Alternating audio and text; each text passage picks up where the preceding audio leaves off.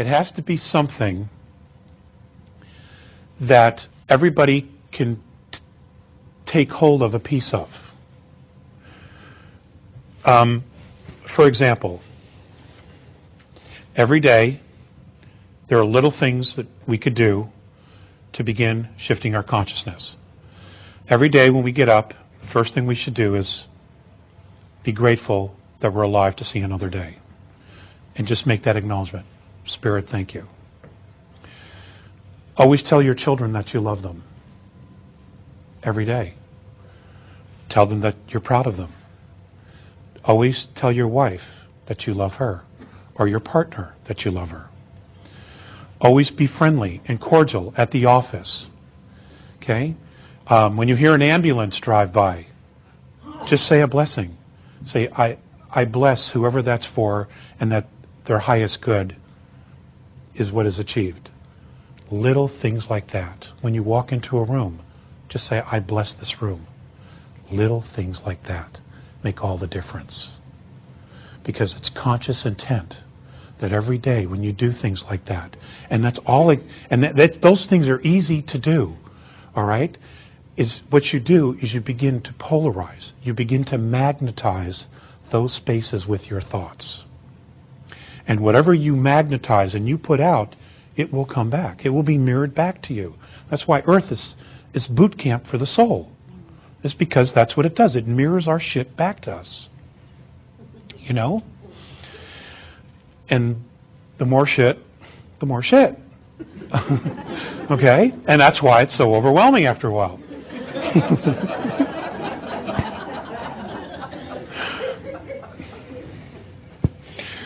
So it's little things. And I share that because these are things that, I've had to try to do, and I struggle to remember them every day. But these are little things that I can do. I bless my food, you bless your coffee. What you do is you just get into a space of blessing everything. And it does, in fact, change the frequency. It will change the people that you work with. It might take a little bit of a while. But these are simple things. It's just, like the movie The Secret said, it's an attitude of gratitude. Okay? But they're just little things that you can remember to do every day. At lunchtime, go for a walk. Don't sit in your cubicle, but go for a walk. Go outside. When you go to the bathroom, if you work in an office, when you're done, instead of going right back into your office to your cubicle, go downstairs, go outside, loop around the building, and come back in. Just give yourself a break. Just remember where you are. Don't get stuck in just being so in a rut that you forget. Because it's easy. That's why we're so stuck on Earth. And the extraterrestrials, the visitations, the psychic phenomena, the paranormal phenomena, all of that stuff, ladies and gentlemen, is us. It's all happening to us because it is us. They're all reminders of who we are. All we have to do is get out of our own way.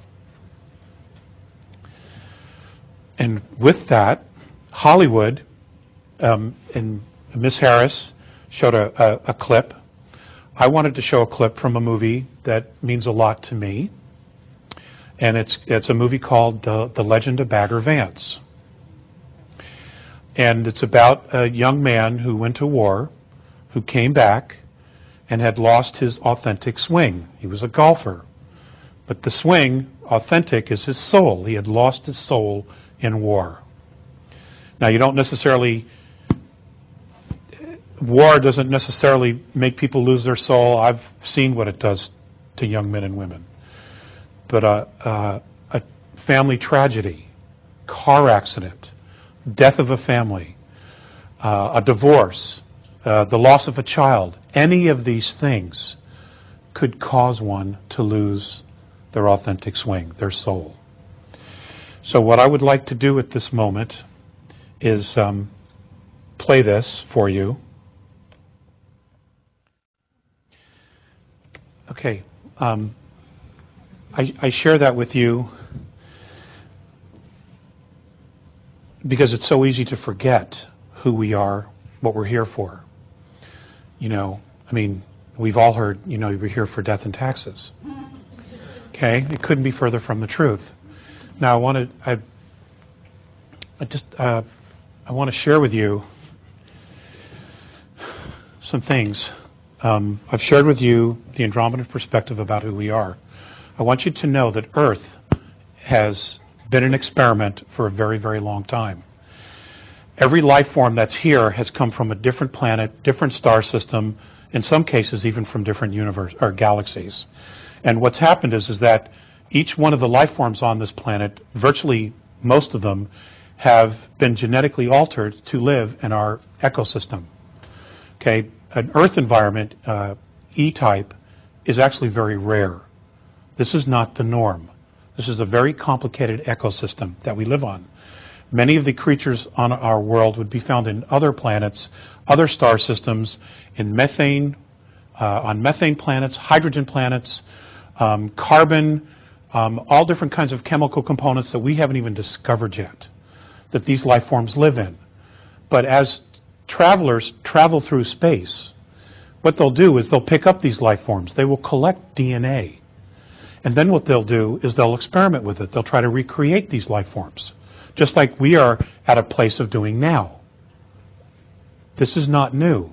Civilizations have been doing this forever, okay, to try to improve or to see what happens.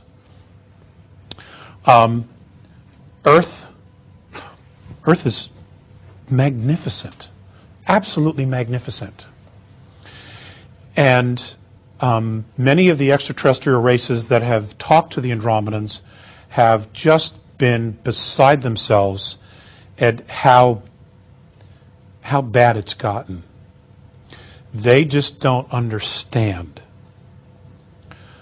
why we, as a race, would allow any of our governments to use technology that they know is harmful to the planet. They just don't get it. And like the clip said, now is the time. Now is definitely the time to make some changes. And I know you guys are. You know, I know you're so dedicated that you've made the time and put the resources together to come here to hear the speakers, to make the changes within yourself, to share this stuff with your friends and share the DVDs. I know that. But like I said, life, these tapes, these DVDs have a life of their own. They go other places. Thank you.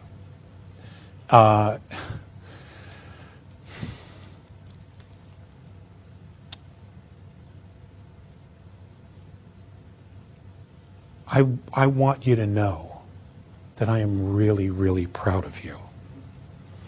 And I'm really proud of us. And I know that we have not shown our qualities as a race on this planet through our history. But I also know that when the chips are down, that most people will stand up and they will do the right thing. I know that. And I truly feel that. And that has been my argument with the A's and my stand with the A's all along.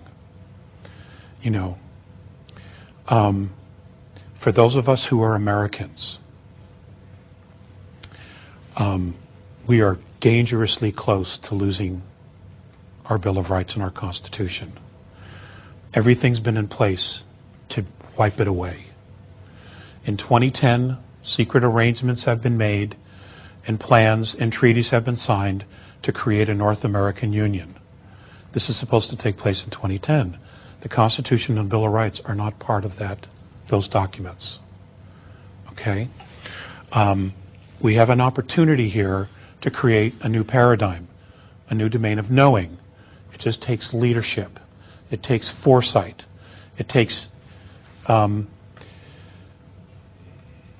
It's going to take the ability for you to communicate to your friends and your family when everything really, really starts to fall apart. And we're beginning to see it now. The world's global economy is having a lot of ripples, a lot of effects, a lot of changes. Here in the United States, we will be the first, as usual, to experience a lot of that stuff.